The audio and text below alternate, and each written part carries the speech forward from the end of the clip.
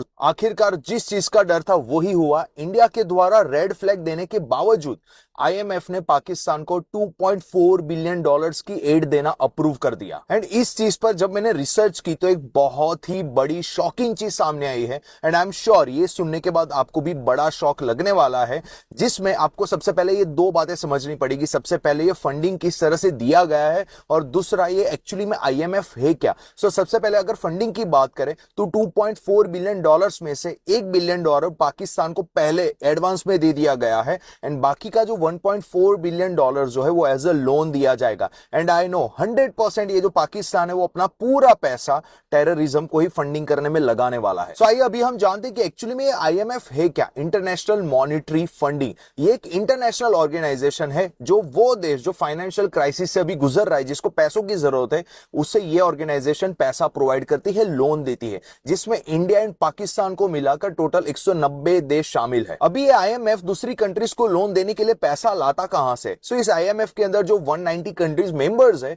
वो सभी लोग अपनी इकोनॉमी के हिसाब से पैसा जमा करवाते हैं। जो कंट्री जितना ज्यादा पैसा जमा करवाएगी उस कंट्री के पास उतना बड़ा वोटिंग पावर रहेगा इस आईएमएफ के अंदर। एंड करंटली आईएमएफ के अंदर यूएसए का सबसे बड़ा वोटिंग पावर है, एंड आईएमएफ की ऑफिस यूएसए के अंदर है। अभी यहां पर गौर करने वाली बात यह है कि पाकिस्तान को बिना किसी बड़े वोटिंग पावर के आईएमएफ से पैसा मिलना पॉसिबल ही नहीं था। यहां पर मैक्सिमम पॉसिबिलिटी है कि यूएसए ने भी पाकिस्तान के फेवर में ही वोट दिया है। लेकिन चलो मान लो हम यहां पे यूएसए को एक बेनिफिट ऑफ डाउट देते हैं कि भाई यूएसए एंड इंडिया दोनों ने पाकिस्तान के खिलाफ वोट दिया होगा एंड बाकी सारी कंट्रीज ने पाकिस्तान के फेवर में वोट दिया होगा, लेकिन यूएसए के पास आईएमएफ में भी वीटो पावर है।